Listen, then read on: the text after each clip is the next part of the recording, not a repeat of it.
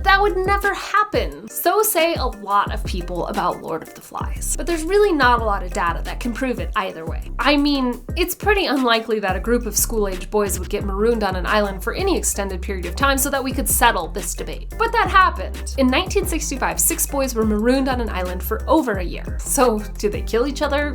Fight each other? Kill pigs? Is mankind terrible? Here is the story of the real-life Lord of the Flies. In June of 1965, a group of 6 boarding school boys in Tonga got bored. So bored, in fact, they decided to steal a boat and take off for Fiji, a mere 500 miles away. But being teenagers and in a hurry, they were, let's just say, ill-prepared. They only brought with them 2 sacks of bananas, a few coconuts, and a gas burner. They did not even bring a map or compass. They set off one evening but fell asleep only to awaken in the midst of a storm. Their sail got torn, the rudder broke, and for 8 days they drifted until they spotted a small island called Ata. This island was 100 miles from Tonga, an uninhabited island in the middle of the ocean. To think that they would ever be found is pretty optimistic. Now this is the part where Golding's Lord of the Flies would have you believe that they quickly turned into barbarians and burned it all down. When Golding's novel came out in 1954, it highlighted all the worst parts of mankind. He was a bit miserable himself and feeling down on humanity because of World War II.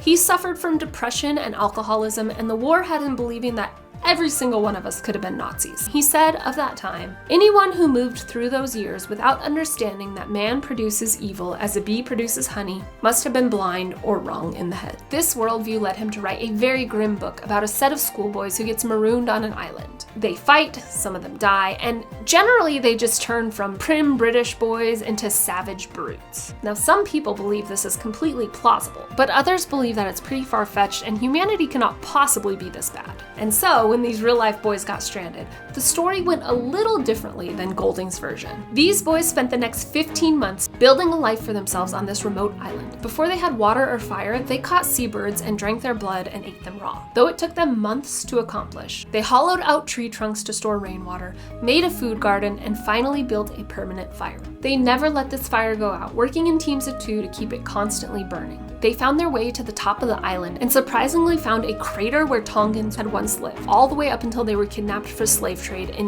1863. In this crater was wild taro, bananas, and chickens, which had been reproducing largely without prey on this island since it was abandoned. They eventually caught 200 of these chickens, but instead of eating them, they kept them in pens and just ate their eggs. They only killed them when the storms were so bad that they couldn't get seabirds from the cliffs. To entertain themselves, they made a badminton court, a guitar, and a gym with weights. Yes, of course they fought, but they largely banded together, knowing they had to work together to survive. A much different sequence of events than the plot of Lord of the Flies. On September 11th, 1966, after the boys had been gone for 15 months, funerals had been held and they had been mourned by Tonga when Peter Warner saw their signal fire. He was sailing home to Australia from Tonga when for some reason he took a little detour. He saw a tiny island called Ata, an island he knew had been deserted since 1863, but he noticed there were burning patches there. It's really unusual for fires to spawn in the tropics, so he thought something was up. Then a boy plunged into the water, followed by 5 other boys, all screaming at the top of their lungs. The boy cried, "My name is Stephen, there are 6 of us, and we reckon we've been here for 15 months. Peter didn't really believe them, especially knowing that sometimes convicts were exiled to abandoned islands, but he radioed it in, only to find out that these boys had been given up for dead, and if it was them,